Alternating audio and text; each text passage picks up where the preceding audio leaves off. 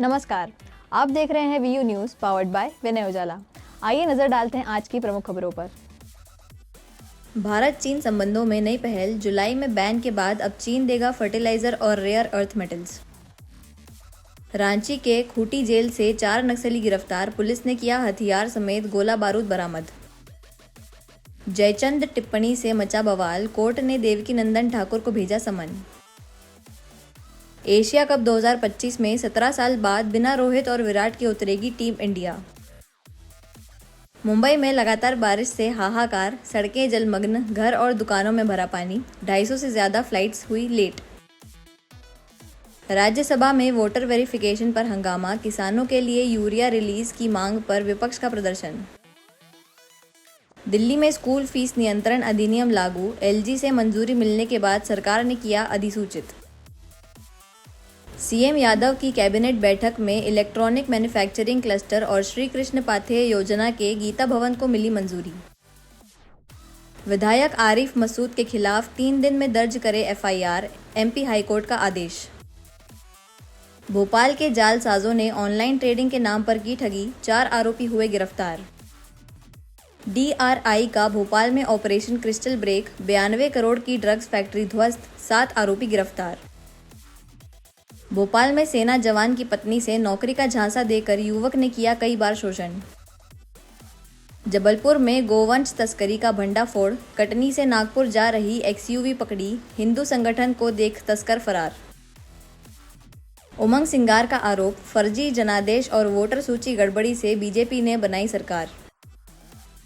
BJP विधायक रामेश्वर शर्मा का कांग्रेस परवार, राहुल उमंग पर लोकतंत्र और संविधान अपमान का आरोप।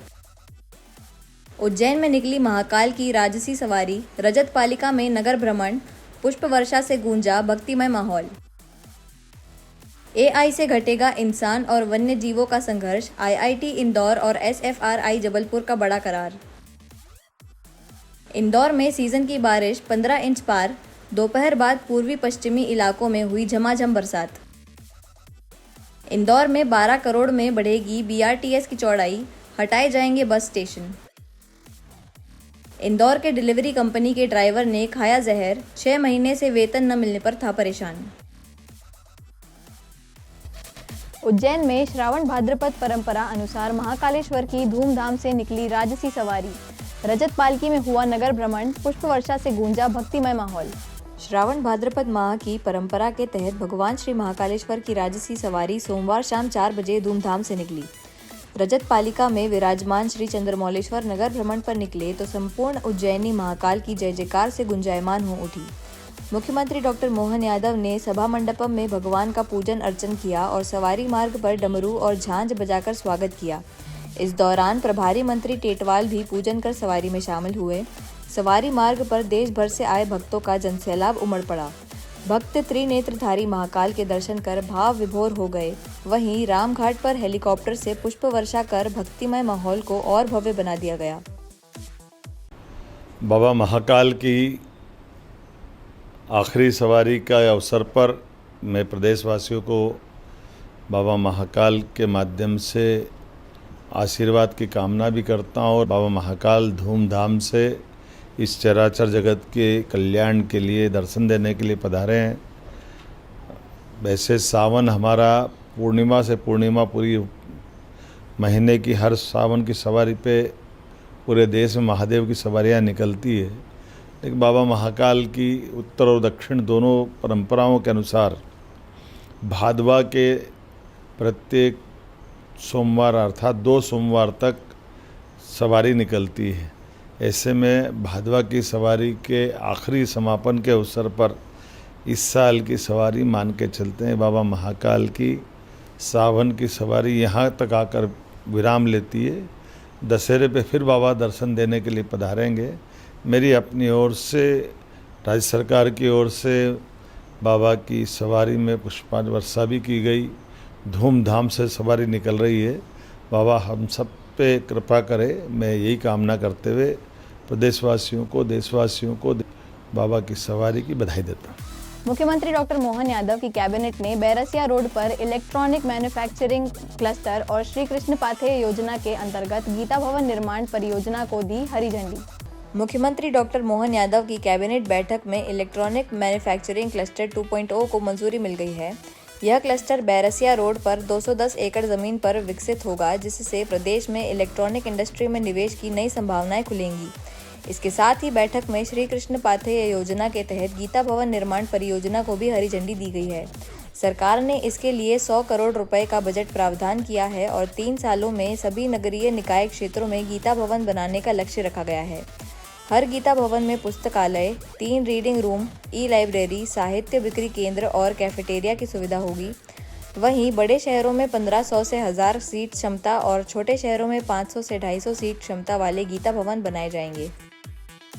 एक इलेक्ट्रॉनिक मैन्युफैक्चरिंग क्लस्टर EMCS, ये बहुत महत्वपूर्ण प्रोजेक्ट यहाँ पर भोपाल के पास बैरसिया में डल रहा है। ये भारत सरकार के सहयोग से डल रहा है और विज्ञान एवं टेक्नोलॉजी विभाग इसका नोडल विभाग है। इसमें लगभग 371 करोड़ का निवेश होगा। ये रिसर्च एंड डेवलपमेंट के लिए काम करेगा। आप सभी जानते हैं मध्य प्रदेश में इलेक्ट्रॉनिक्स के क्षेत्र में काफ़ी इन्वेस्टमेंट आ रहा है, तो बाकी इसलिए एक रिसर्च एंड डेवलपमेंट के स्थान की बड़ी आवश्यकता थी। भारत सरकार के माध्यम से हमने 371 करोड़ का एक सैद्धांतिक स्वीकृति हमको मिली है। उसमें 225 करोड़ रुपया राज्यांश होगा और 146 करोड़ भारत शासन देगा। यह योजना जितने भी हमारे वर्तमान में है R&D, सबके पास छोटे छोटे हैं, उन सब से कनेक्टेड होगा, उनको सहयोग भी प्रदान करेगा, उनसे अपडेट भी लेगा और उनकी आवश्यकता जो होगी उसकी पूर्ति करने का प्रयास करेगा। यह साइंस और टेक्नोलॉजी के क्षेत्र में मध्य प्रदेश की बहुत बड़ी उपलब्धि है, क्योंकि इससे हमारे छोटे छोटे वैज्ञानिक भी तैयार होंगे। आप सभी जानते हैं कि मध्य प्रदेश में काफ़ी इंजीनियरिंग कॉलेज है और काफ़ी इंटेलिजेंट बच्चे हैं और वर्ष भर स्पर्धाएँ होती रहती है बच्चों की, तो उन्हें उचित प्लेटफॉर्म नहीं मिलता, उचित गाइडेंस भी नहीं मिलता। तो यह जो परियोजना है यह गाइडेंस भी प्रदान करेगी और एक प्लेटफॉर्म भी देगी, जिससे कि हमारे नए वैज्ञानिक को अवसर मिल सके अपनी क्षमता दिखाने का। आप सभी जानते हैं कि हमारे माननीय मुख्यमंत्री जी ने सभी जिलों में गीता भवन बनाने की घोषणा की थी। आज कैबिनेट में उसको स्वीकृति प्रदान की है और आग्रह किया गया सबसे कि हर जिले के अंदर एक गीता भवन हो। गीता भवन सिर्फ प्रवचन का नहीं, हमारी संस्कृति का भी केंद्र बने, तो वहाँ पर एक अच्छी लाइब्रेरी हो, एक अच्छी कैफेटेरिया हो और एक बढ़िया सा स्थान बने, धार्मिक और सांस्कृतिक केंद्र बने। ये माननीय मुख्यमंत्री जी की इच्छा थी। आज हमने उसको कैबिनेट में स्वीकृति प्रदान कर दी है। इसमें सारे कलेक्टर को निर्देश दिए जा रहे हैं कि अगर नगर निगम नगर पालिका को ज़मीन नहीं हो, कोई राजस्व की ज़मीन वो चाहे तो उसे 1 रुपये मूल्य पर दी जाए गीता भवन के लिए। ये निर्देश माननीय जिलाधीशों को दे दिए गए हैं। यह योजना 5 वर्ष के लिए है। 5 वर्ष में सभी जिले के अंदर ये गीता भवन बन जाना चाहिए, इसी अपेक्षा की गई है। उमंग सिंगार ने बीजेपी पर फर्जी जनादेश से सरकार बनाने का लगाया आरोप। कहा 2 महीनों में 16 लाख वोटर बढ़े, मतदाता सूची में हुई गड़बड़ी। नेता प्रतिपक्ष उमंग सिंगार ने बीजेपी सरकार पर बड़ा आरोप लगाया है। उन्होंने कहा कि मध्य प्रदेश में फर्जी जनादेश से सरकार बनाई गई और इसमें चुनाव आयोग की अहम भूमिका रही। सिंगार का दावा है कि सिर्फ 2 महीने में 16 लाख से ज़्यादा वोटर बढ़ गए, यानी हर दिन करीब 26,000 मतदाता जोड़े गए। उन्होंने कहा कि मतदाता सूची में भारी गड़बड़ी है। कौन सी सूची दी जाती है, कौन सी नहीं दी जाती, यह भी स्पष्ट नहीं है। उनका आरोप है कि दिसंबर 2022 में 8.5 लाख वोटर हटाने का आदेश सिर्फ कागजों में रह गया, जबकि कई सीटों पर अचानक वोटरों की संख्या बढ़ गई। सिंगार ने कहा कि वोट चोरी मामले पर कांग्रेस न्यायालय का दरवाजा खटखटाएगी। चुनाव आयोग की मिली भगत से भारतीय जनता पार्टी चाहे केंद्र में हो या प्रदेश के अंदर सरकारें बना रही है। इसी तारतम्य में हमने मध्य प्रदेश के बारे में चीजें समझी, किस प्रकार से वोट चोरी करके सरकार ने मध्य प्रदेश के अंदर फर्जी जनादेश लेकर मध्य प्रदेश में भारतीय जनता पार्टी ने अपनी सरकार बनाई। ये इस प्रकार से मतदाता किस प्रकार से बढ़े, आपने देखा कि 2 अगस्त 2023 में चुनाव थे आपके नवंबर के अंदर, और अचानक 2 महीने के अंदर इतनी बढ़ोतरी क्यों? मतलब हर दिन लगभग 26,000 वोट बढ़े। इलेक्शन कमीशन ने 9 जून 2023 को ये छत्तीसगढ़, मध्य प्रदेश, मिजोरम, राजस्थान और तेलंगाना के लिए लेटर निकला है। ये उस पर पूरा स्पष्ट है, मैं आपको इसकी कॉपी भी अवेलेबल कराऊंगा। तो आपने 1 जुलाई तक तो आपने पूरी अपडेट कर दी, 30 जून तक, लेकिन 30 जून के बाद आपने क्या करा कि जो सूची थी सप्लीमेंट्री जिसके अंदर वोट बढ़ाए गए, वो सूची आपने नहीं दी। और इलेक्शन कमीशन ने क्लियर लिखा है कि ना इसको वेबसाइट पे डाला जाए, ना किसी को दी जाए। तो इसका मतलब कि चुनाव आयोग खुद चोरी करवा रहा है। चुनाव आयोग खुद प्रदेश के अंदर प्रदेशों में सरकारें बनवा रहा है। मध्य प्रदेश के अंदर भी इस प्रकार से चोरी हुई। चुनाव आयोग ने के बेस पे मुख्य निर्वाचन अधिकारी मध्य प्रदेश ने एक ऑर्डर निकाला। ये निकाला 2/12/2022 को कि 8.5 लाख नकली वोटर को हटाने का किया जाएगा। लेकिन सिर्फ आरटीए में हमने जानकारी मांगी तो चुनाव आयोग ने कहा कि हम डिजिटल डेटा नहीं रखते, हम जानकारी नहीं रखते, जिसमें कि स्पष्ट है कि चुनाव आयोग का नियम 32 में स्पष्ट है कि आपको 3 साल डेटा रखना है। ये चुनाव आयोग की दूसरी गलती, और ये प्रमाण है, कागज पे लिख के दिए उन लोगों ने कि हम डेटा नहीं रखते। स्वाभाविक रूप से जब इलेक्शन कमीशन में जानकारी मांग रहे, इलेक्शन कमीशन जानकारी देना नहीं चाहता। इलेक्शन कमीशन की गरुड़ा ऐप है, गरुड़ा ऐप कौन चला रहा, किस कंपनी की है, क्यों आपने थर्ड पार्टी को दी, उसकी जानकारी देना नहीं चाहता। इलेक्शन कमीशन कहता है कि हम डिजिटल डेटा रखते नहीं, जबकि इनके रूल के अंदर है कि 3 साल रखना है। इस सब बातों को लेकर हम कोर्ट जाएंगे, ये हमने तय किया। रामेश्वर शर्मा ने कांग्रेस पर लोकतंत्र ठेस पहुंचाने का लगाया आरोप। राहुल गांधी, उमंग सिंगार पर संवैधानिक संस्थाओं पर सवाल उठाने का कसा तंज। कांग्रेस के आरोपों पर बीजेपी विधायक रामेश्वर शर्मा ने पलटवार किया है। उन्होंने कहा कि नेता प्रतिपक्ष उमंग सिंगार और राहुल गांधी दोनों संवैधानिक संस्थाओं पर सवाल खड़े कर रहे हैं, जबकि यही संस्थाएं बाबा साहब अम्बेडकर के संविधान की नींव हैं। रामेश्वर शर्मा ने पूछा कि कई कांग्रेसी नेता 200 से 3000 वोटों से जीते हैं, तो क्या वह भी वोट चोरी है? उन्होंने कहा कि असली वोट चोरी तो उस समय हुई थी जब इंदिरा गांधी ने हार और अदालत के फैसले के बाद आपातकाल लगाया था। वही भारत के संविधान और न्यायपालिका का सबसे बड़ा अपमान था। उन्होंने कांग्रेस पर बार बार लोकतंत्र को ठेस पहुंचाने का आरोप लगाया और राहुल गांधी पर तंज कसते हुए कहा कि डर कहीं ऐसा तो न हो कि कांग्रेस के भीतर ही बगावत हो जाए और नेता उन्हें पद छोड़ने को कह दें। नेता प्रतिपक्ष मध्य प्रदेश के उमंग सिंगार जी और नेता प्रतिपक्ष देश के श्रीमान राहुल गांधी जी, दोनों नेता प्रतिपक्षों से मेरी हाथ जोड़कर प्रार्थना है कि वो बाबा साहब अम्बेडकर के दिए गए संविधान की व्यवस्था में न्यायपालिका और निर्वाचन आयोग जैसी संवैधानिक संस्थाओं पर सवाल खड़ा न करे।